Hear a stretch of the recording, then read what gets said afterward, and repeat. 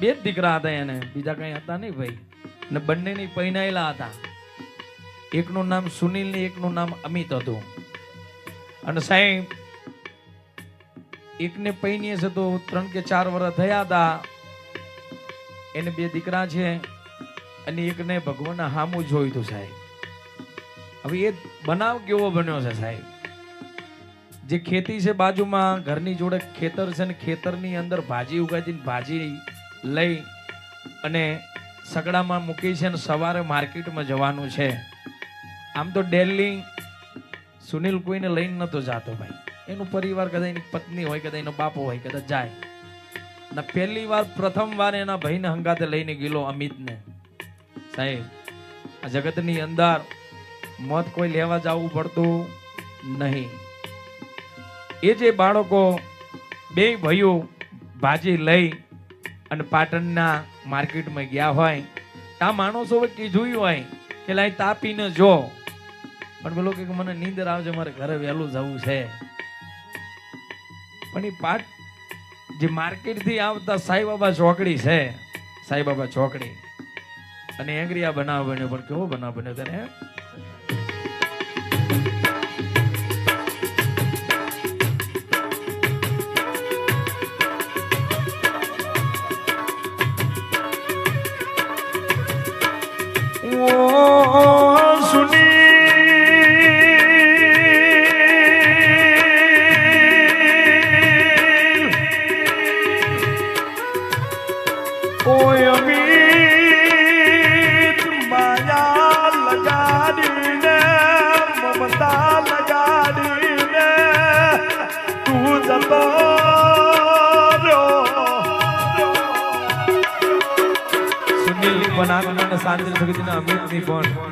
હજી માર નથી બંધાઈ સાહેબ.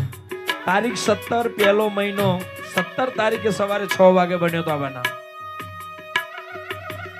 હવે આપણે દેવને તો કઈ કહેવાય નહીં, પણ દુનિયા કે છે યાર. પણ કેવું કે છે તારે?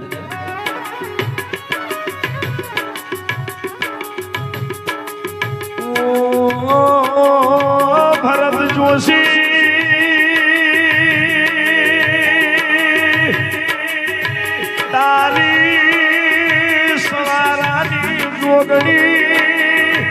જેવા લઈ એવા પાસા જેલવા લાયા.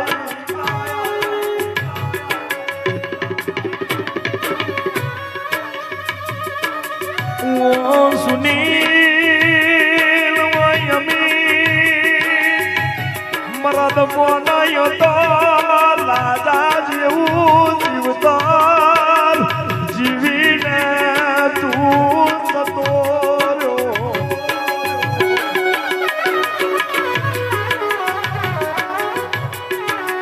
અરે રે રે મારી મોખરિયાની શેરીઓ સુની લાગે મારી ના જાય.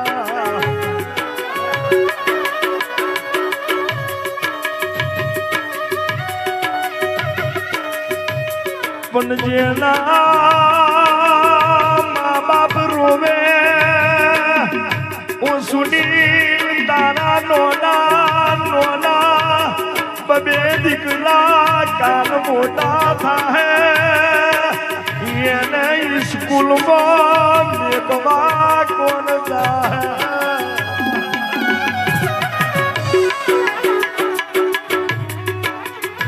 કે આવો મોર કોઈના વગને ના હોતો.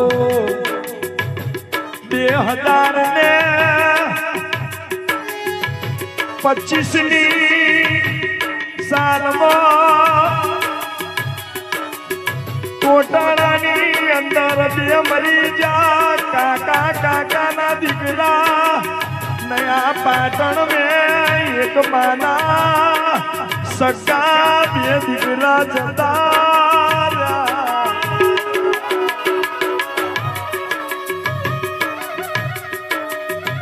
મારી પાટણની હડકભાઈ, મારી પાટણની 4 ધોમની જોગણીઓ, એ બેની આત્માને તીજો યાની આત્માને શાંતિ મળે ફરી પાછો મનુષ્યોમાં એનો જન્મ થાય